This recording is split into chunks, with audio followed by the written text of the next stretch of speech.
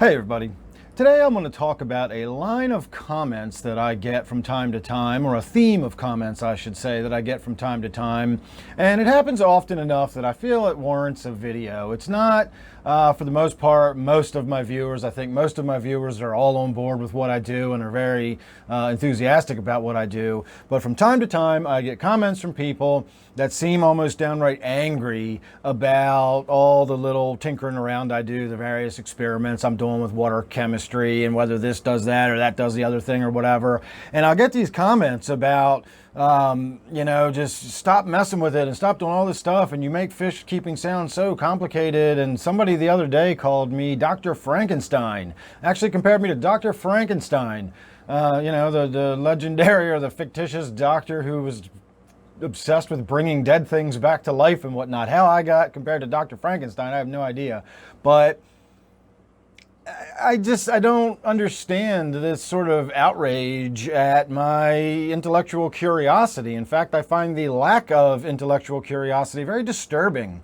I wonder about everything. I look at everything and I'm fascinated by the world around me. I see one blade of grass growing in a different direction than the other ones, and I'm going to stand there for 5 minutes and think about why it's doing that. I'll probably never know, but I'm going to wonder about it. And so when it comes to my fish keeping hobby, there's things that I can wonder about that I can find out about. I can, if I'm wondering, does this piece of wood make the water chemistry do this thing? Put some wood in a tank and find out if that's what happens or whatever. I've done that kind of stuff since I was a kid. That is the basic foundation of what the scientific method is. Now, I'm always really careful to make it 100% clear that the stuff I do here on my channel is not science, or it's not the scientific method. There's no such thing as, doing science. It's the scientific method. And what I do is science adjacent. It's science-y. It's not actual scientific method. But it's what we all do, or most of us do. It's normal human curiosity. You see something, you say, I wonder why that does that. And you come up with some sort of idea why you think it might happen. And then you do some little tinkering around with it to see, like, oh yeah, sure enough, every time I push this, it does that. That's science. That's basically science. If you just take that process and refine it, and do it in a way that's repeatable so that other people can test, peer review what you've done and come to their own conclusions and compare it.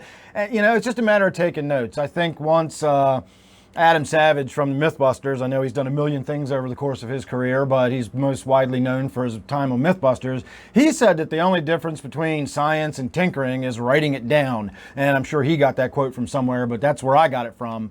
And that's kind of true, but I still, when I do my little experiments, I'm not setting up any kind of real strictly controlled environment or whatever. I'm just trying to learn from my own knowledge. Does putting this rock in the water affect the pH? I don't need to set up 5 different experiments to find out whether that does that. I can put some rocks in the water and see if it affects the pH. And that's what I do. And the one argument I guess I could see people making is that, I call my channel Everyday Fish Keeping, and yet I'm doing all these things that most fish keepers don't mess with every day.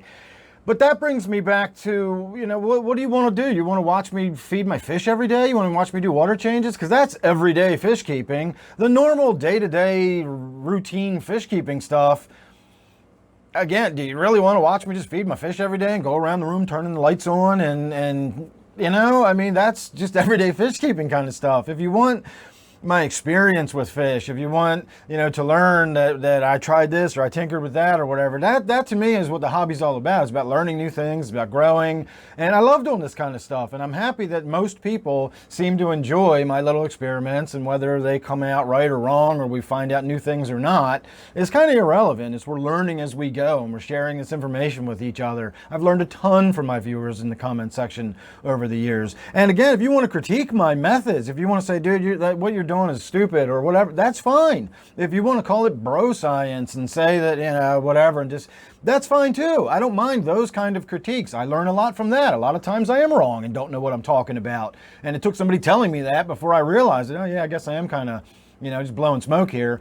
But to critique the fact that I'm doing stuff and that I'm trying to learn things, that's what I find distressing. Why would anybody find fault in having curiosity and trying to learn new things and better myself and understand more about this hobby or whatever. I don't know, but I'd be interested to hear what your opinion is. But getting back to what the one thing I could understand about saying that, you know, you call yourself everyday fish keeping and yet you're doing all these things that aren't everyday fish keeping kind of stuff. It's all these mad scientist experiments. That's the person that actually referred to me as Dr. Frankenstein, doing all this crazy Dr. Frankenstein experiments, but you call yourself everyday fish keeping?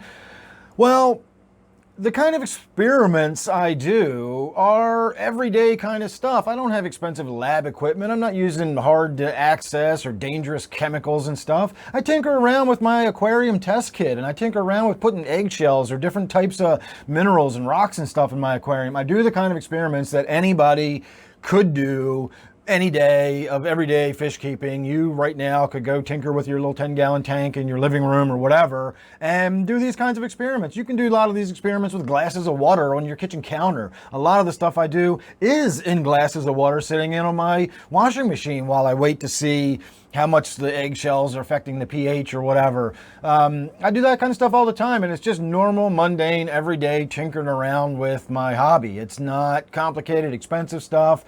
And just like my fish tanks, I don't have any big, 3,000-gallon tanks with diving boards and swimming pool size, filters on them. And I just got normal fish tanks, normal fish that most people could buy at their local fish store. And I tinker around with normal, everyday kind of experiments. And so the whole lack of curiosity and this anger with me trying to learn new stuff or whatever, I find disturbing. It's fascinating, but it's disturbing. So I'd like to hear what your thoughts are on that. Leave your comments down below or whatever. And if you want to tell me that, you agree with those people and you've just been keeping your mouth shut all this time and you really wish I'd just knock it off and show you pictures of my pretty fish and stuff.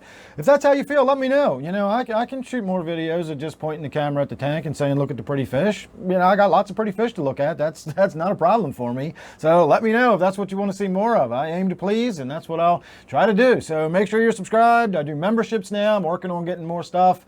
Access for my members. I have my Patreon page is always there if anybody's interested in that. I do have my outdoors channel. There's a link down to that below. So make sure you're subscribed, and I'll see you real soon in the next one.